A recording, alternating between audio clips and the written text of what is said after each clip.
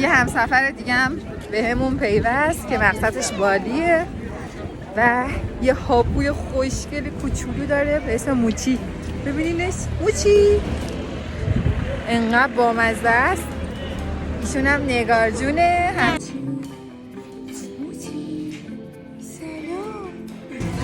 بعد از کلی چالش بالاخره سوار هواپیما شدیم. داریم میریم استانبول. بعدش هم که از استانبول به جاکارتا.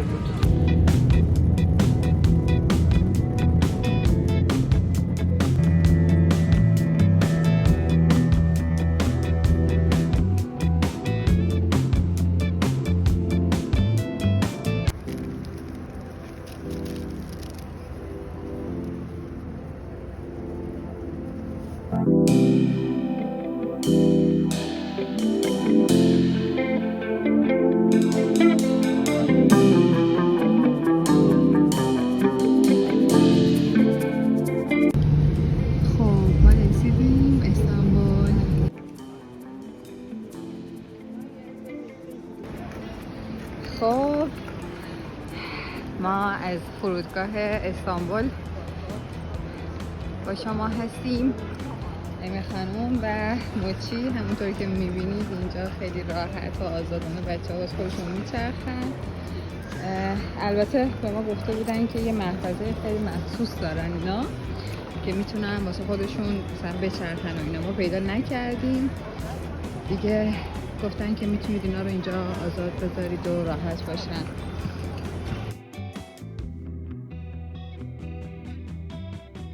تعریف کنم براتون که فرودگاه وان که میخواستیم سوار هواپیما بشیم چه اتفاقاتی افتاد. درسای خیلی جالب و عجیب غریبی برای من داشت که گفتم که جا داره براتون تعریف کنم. ما وقتی که رسیدیم وان، بذارین اینجا بگم. امروز صبح من که بیدار شدم دیدم که از اون شرکتی که کارای اقامتی ما رو انجام دادن به من پیام دادن که با تیمی که مجوز ورود امی رو برای اندونزی صادر کرده یه صحبتی داشته باشه، دبل چک باهاش بکن برای مدارکش. و من شروع کردم پیام دادن و باشون صحبت کردم. یه خانومی هستن به نام جولی که کارای امی رو قرار انجام بده، چون که امی برسه اندونزی، برسیم جاکارتا، یعنی پرواز بعدیمون تقریبا 5 تا 7 روز قرنطینه میشه و خب یه سری مدارکی نیاز داشت برای مجوز ورودش و اینا. خب ما قبل اینکه اصلا بخوایم پرواز بگیریم اونا رو انجام دادیم. به من برگشت گفت که چون که شما از مرز زمینی وارد ترکیه شدین و از ترکیه دارید وارد پرواز دارین به جاکارتا، باید حتما یه برگه سلامت از خود ترکیه داشته باشید که به ایرلاین ترکیش نشون بدین، وگرنه شما رو قبول نمیکنه. گفت ما توی اندونزی مشکل نداریم ولی خود ایرلاین حتما این برگه رو میخواد. خلاصه من بلند شدم آماده شدم که برم اداره دامپزشکی وان که ببینم چیکار میتونم بکنم، اصلا میشه در عرض چند ساعت به ما مجوز بدن و اینا. ولی خب ته قلبم میگفت که نیازی نیست. یه جورایی آروم بودم، چون البته از تو ایرانم که پرسجو کرده بودم و یه آژانس پتی که مجوز خروج امی رو از ایران صادر کرده بود باهاش صحبت کردم، گفته بود نیازی نیست. گفت که ما چون که الان شرایط جنگی داریم و فرودگاه نداریم و ترکیه شرایط رو میدونه که پرواز شما ترانزیت به حساب میایین، باشه مشکلی نداره. خلاصه جولی با من کلی صحبت که حتما برو اینو بگیر وگرنه پروازتون میسوزه و اینجور حرفا. من برگشتم بهش گفتم که حالا اوکیه. خلاصه ما اومدیم، من نرفتم اداره دامپزشکی و اومدیم فرودگاه.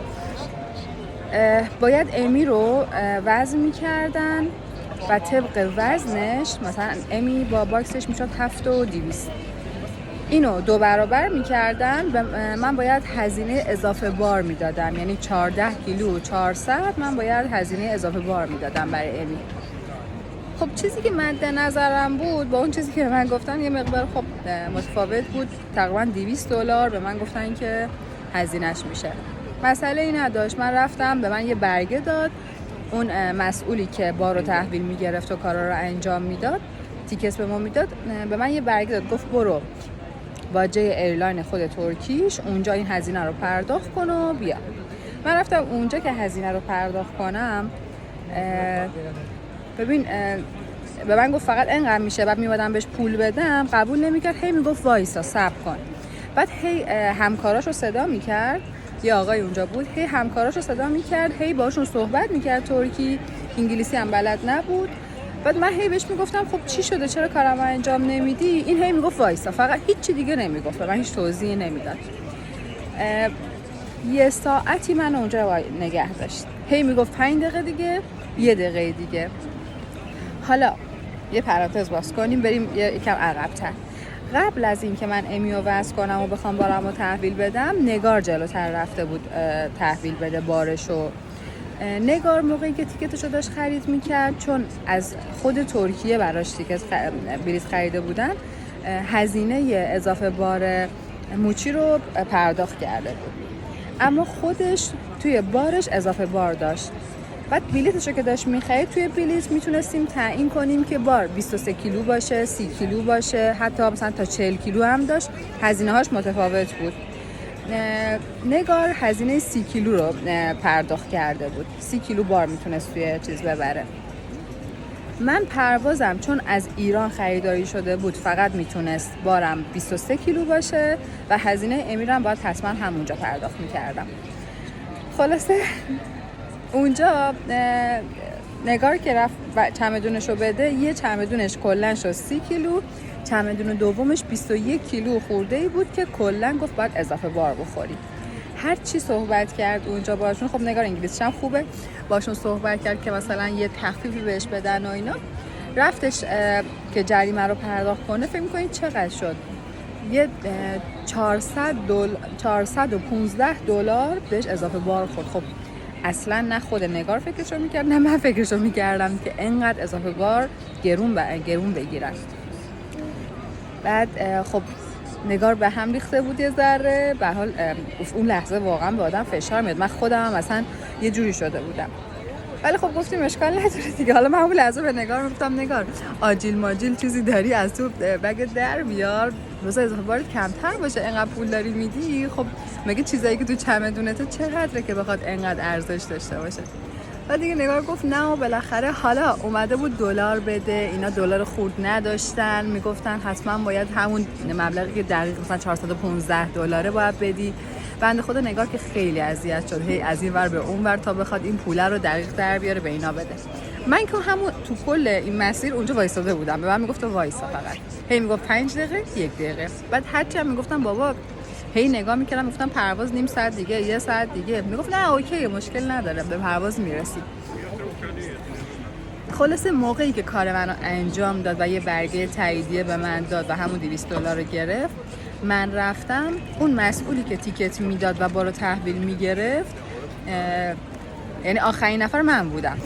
بعد انقدر تون داشت کارو انجام میداد، من خودم از ایران بارمو کامل بگا رو کامل وزن کرده بودم، این چمدونا رو وزن کرده بودم دقیقاً، چمدون 23 کیلو و 6 کیلو اضافه بار من داشتم. خودم میدونستم که مثلا 6 کیلو اضافه بار دارم، میگفتم اشکال نداره دیگه، هزینه‌شو پرداخت میکنم، چون اجور حساب کتاب میکردم چیزایی رو باید نمی آوردم که دوباره اینجا باید میخریدم. گفتم چه کاریه، ولش کن، اضافه بارشو میدم. بعد غیر از اون 2 تا 8 کیلو ما یه چمدون کوچیک داشتیم که دقیقاً مثلا فیت کرده بودم تا 8 کیلو میشه داخل کابین برد، ما 8 کیلو رو پر کرده بودیم.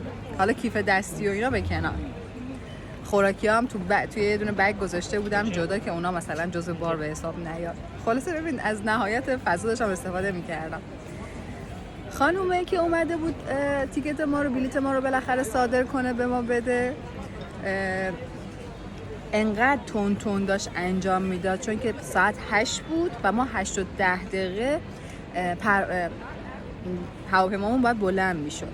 خب بعد منم تو اون تایم تو اون 1 ساعتی که معطل شده بودم، یعنی هر فکری که شما الان فکرشو بکنید تو سرم اومده بود، اصلا حالم یه خورده واقعا بد شده بود.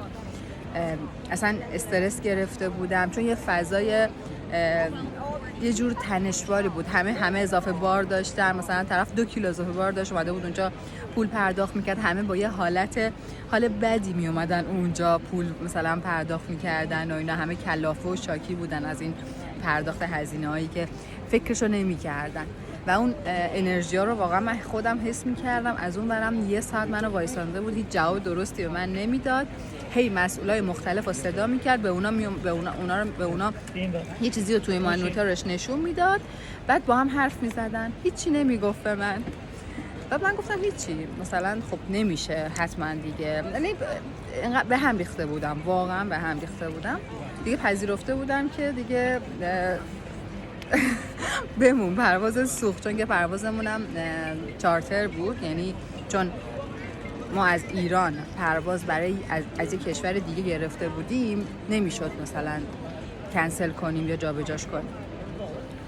خلاصه خانومه به خاطر اینکه خودش عجله داشت اصلا اضافه بار منو حساب نکرد.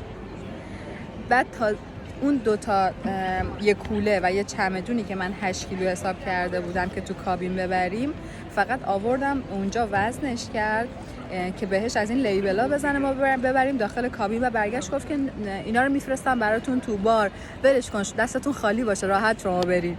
و بهش گفتم که نه خب ما اینا رو میخوایم ببریم داخل کابین. گفت که نه اوکی مسئله نداره. ببین اصلا من اصلا تعجب کردم، واقعا مونده بودم. من و هیروان هم دیگه رو نگاه میکردیم، حالا نگارم پیش ما. خب بعد نگار بهش گفت که تو چمدون منو اون همه اضافه بار زدی، اینی واسه این اضافه بار نزدی که هیچی، 2 تا چمدونشون هم داری میگیری میبری. امی مامان آروم 2 تا چمدونشون هم داری میفرستی داخل بار که اینا مثلا راحت باشن. و خانومه واقعا هیچی نداشت بگه، برگشت فقط بهش با خنده برگشت گفت نه چمدون تو 21 کیلو بود فلان و اینا، در صورتی که 2 تا 8 کیلو و یه 6 کیلو شما حساب کنید چقدر میشه، همون میشه دیگه، بیشتر هم تازه میشه. ببین بعدش اصلا من مثلا یه جوری شدم، گفتم که تمام اون 1 ساعتی که من وایساده بودم برای امی که کار امی انجام بشه، در واقع خیلیش تو این بوده که من اونجا آخرین نفر باشم و تون اون کار انجام بشه، اون خانم عجله داشته باشه و به خاطر عجلش، حالا من دارم چیزی که اتفاق افتاد رو میگم دیگه، خب پشت همه اینا واقعا چیزای دیگه ایه. دارم تعریف میکنم که چیزی که من دیدم و حس کردم و اتفاقی که دیدم چی بود. هیچی من خودم آماده کرده بودم که راحت مثلا $300 $200 اضافه بار بدم غیر از هزینه امی، ولی خب این شکلی شد. یعنی اون لحظه، اون 1 ساعتی که من معطل بودم، هیچ جوره تو اون فشار نمیتونستم به این فکر کنم که خیر پشتش چیه، ولی بعدش مشخص شد. واقعا خیلی برام جالب بود، گفتم همین الان داغ داغ براتون تعریف کنم.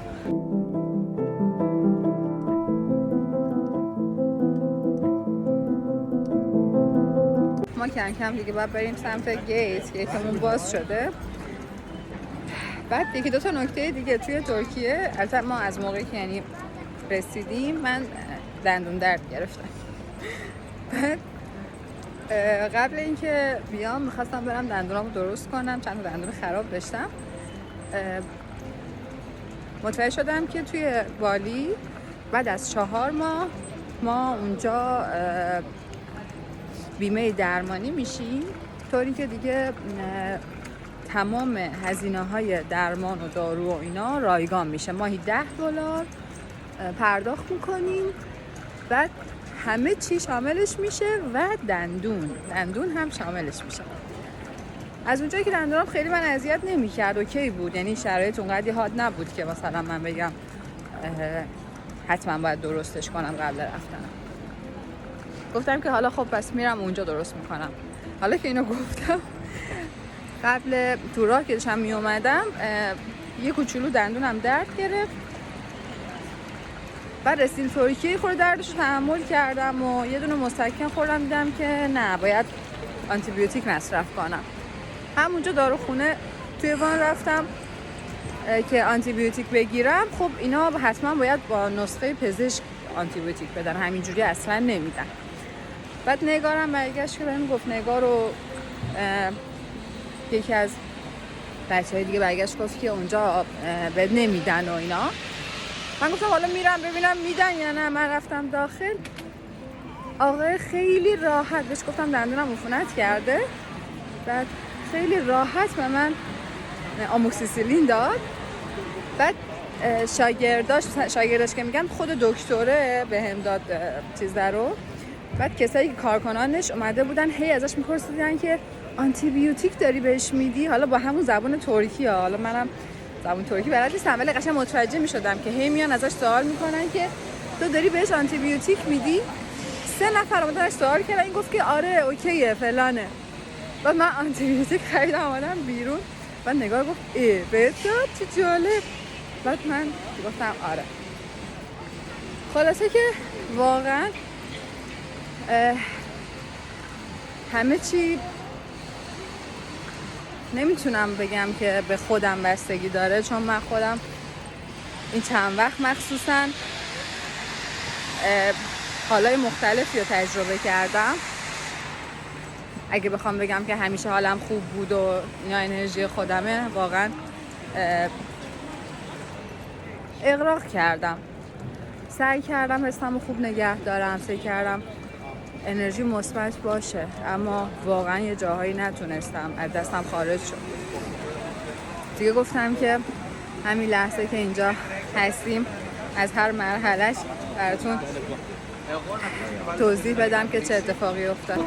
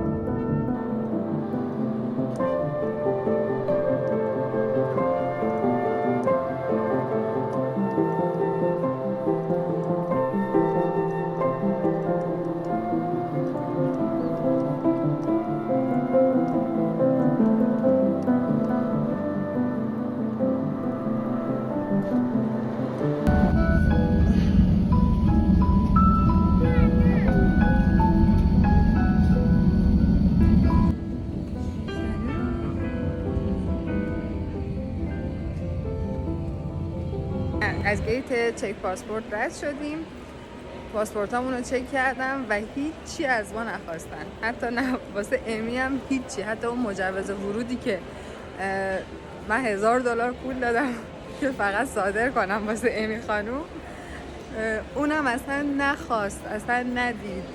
بعد انقدر اینجا رفتارشون با امی با پت کلا خوبه، امی و موچی رو میبینن همه باشون، مامورا، پلیسا اینا مثلا نازش میکنن، لبخند میزنن، انرژیشون انقدر خوبه. گفته بودن که به ایرانی‌ها به خاطر وضعیت جنگی خورده ممکنه گیر بدن، واسه همین بعد ما کلی مثلا آماده شده بودیم، کلی مدرک چاپ کردیم. چه خوشگل اینجا. بعد خلاصه هیچی نخواستن دیگه، همین. خدا رو شکر. خب مرحله رسید که ما باید با این بچه‌ها خدافظی کنیم و تحویلشون بدیم برن قرنطینه. موچی خدا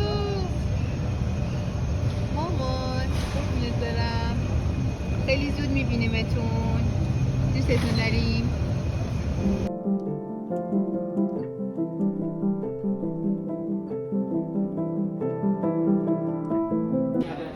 اومدیم گوشیامون رو ریجستر کنیم. اینجا بخشیه که گوشی‌ها باید ریجستر بشه. خب ما اومدیم هتلمون، اتاقمون رو تحویل بگیریم. خیلی بامزه است اینجا.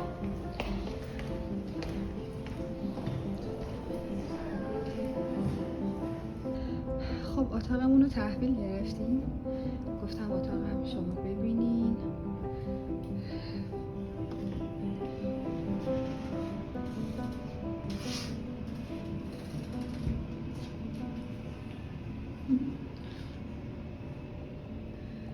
هتلش 3 ستاره است ولی به نسبت 3 ستاره بودنش خیلی تمیز و شیکه. خب من دوش گرفتم، لباس عوض کردم، بعد 3 روز واقعا اومدم تازه یه کافی ریختم واسه خودم بخورم و برم بچرخم. خب در مورد چند تا چیز براتون تعریف کنم. ما ساعت 5:30 عصر پروازمون به ساعت جاکارتا، به ساعت اندونزی میشست تو فرودگاه. از جاکارتا به بالی هر نیم ساعت پرواز داره، اما از ساعت 7 صبح تا ساعت 6 غروب. ما هم تا کارمون رو انجام میدادیم، بخواستیم چمدونا رو تحویل بگیریم، امی رو تحویل بدیم، گوشیامون رو ریجستر کنیم، بخوایم کارا رو انجام بدیم، حداقل 3-4 ساعت وقت نیاز داشتیم.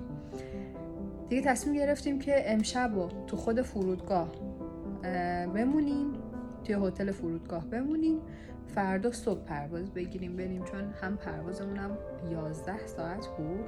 من واقعا اصلا به خاطر فشار هوا بود فکر می‌کنم، اصلا بدنم به هم ریخته بود. اولش 4-5 ساعت خوابیدم، بعد بیدار شدم، اصلا بدنم خیلی همه جای بدنم درد میکرد دیگه به خاطر فشار هوا. حتی امی هم 4-5 ساعت اولش اوکی بود، ولی 4-5 ساعت بعدیش بچه واقعا داشت اذیت میشد، هی مدام میکند باکسشو که منو بیار بیرون. بعد اونجا اصرار یعنی تاکید کرده بودن که باکسش نیار بیرون. حالا من 1-2 بار برق خاموش بود، در مثلا 10 دقیقه یه رو آوردم بغلش کردم یکم آروم شه، دوباره میذاشتمش داخل باکس. اما در مجموع یه خورده پرواز، من هیچ وقت اینقدر پرواز طولانی نداشتم، اذیت شدم، یه ذره بدنم ریاکشن نشون داد. اما به محض اینکه دوباره ارتفاع کم شد میخواست فرود بیاد، قشنگ اوکی شدم. یعنی وقتی فرود اومدیم پیاده شدم قشنگ دیگه سرحال بودم، حالم اوکی بود. حالا یه ذره خستگی بود ولی اون حاله انگار از درون یه پیچشی توی بدنم وجود داشت، اون حاله دیگه نبود. بعد ما رسیدیم. خب بعد از گیت افسر رد می شدیم. گیت الکترونیک برای ایرانیا بسته است، چون ویزامون رو باید چک می کردم، چون که ما ویزامون مهاجرتیه، ویزامون 2 ساله است، ویزای توریستی نبود. بعد از قبل به ما گفته بودن که باید مدارک ثبت شرکتتون رو نشون بدین، باید آفیسر یه سری سوال میپرسه و اینا. خلاصه ما مثلا فکر می‌کردیم مرحله یه ذره شاید چالشی باشه، هرچند که خب میدونستیم که خدا با ماست و عبور میکنیم ازش. اما چیزی که به ما گفته بودن این شکلی بود. ما خودمون رو آماده کرده بودیم.